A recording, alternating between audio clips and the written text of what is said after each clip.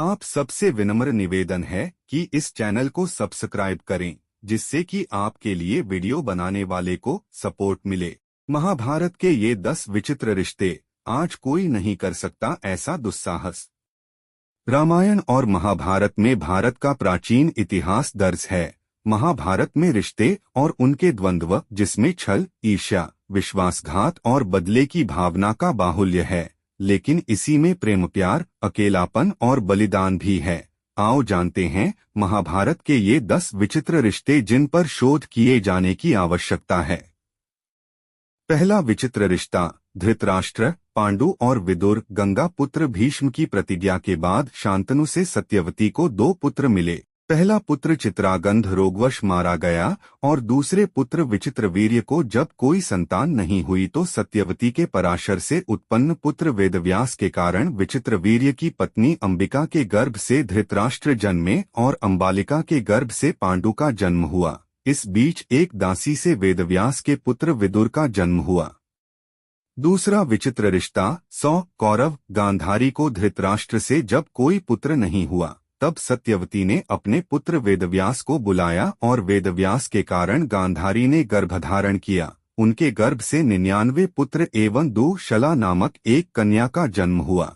सोचिए, वेदव्यास के कारण ही धृतराष्ट्र का जन्म हुआ था, तब धृतराष्ट्र का 99 कौरवों से क्या संबंध हुआ।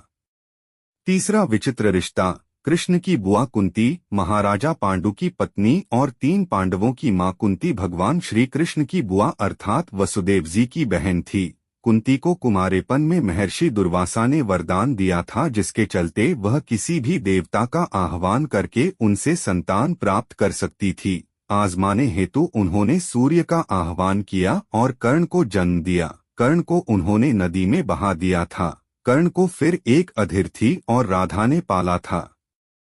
चौथा विचित्र रिश्ता, 5 पांडव। पांडु की 2 पत्नी थीं, कुंती और माद्री।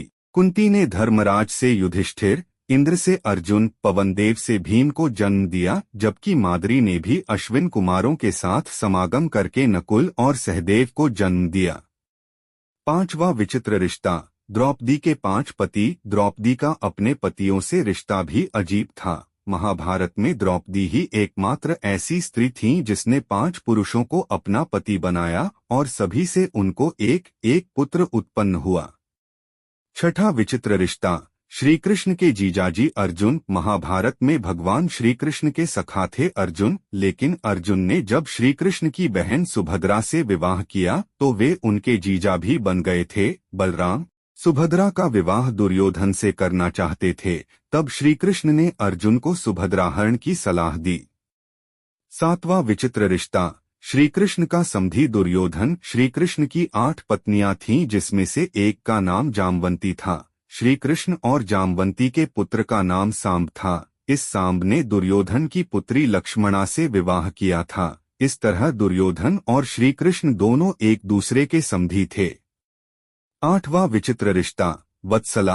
अर्जुन पुत्र अभिमन्यु की पत्नी वत्सला बलराम की बेटी थी। बलराम की बहन सुभद्रा अर्जुन की पत्नी थी। सुभद्रा के पुत्र अर्जुन ने बलराम की बेटी वत्सला से विवाह किया था।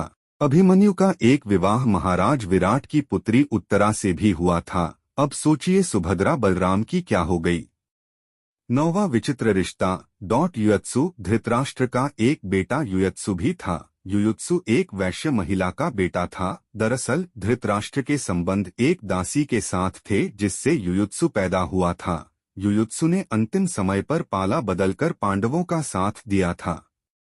10वां विचित्र रिश्ता, इरावन की पत्नी बने श्री कृष्ण। अर्जुन के बेटे इरावन ने अपने पिता की जीत के लिए खुद की बलि दी थी। बलि देने से पहले उसकी अंतमी इच्छा थी कि वह मरने से पहले शादी कर ले, मगर इस शादी के लिए कोई भी लड़की तैयार नहीं थी, क्योंकि शादी के तुरंत बाद उसके पति को मरना था। इस स्थिति में भगवान कृष्ण ने मोहिनी का रूप लिया और इरावन से न केवल शादी की बल्कि एक पत्नी की तरह उसे विदा करते हुए रोए भी।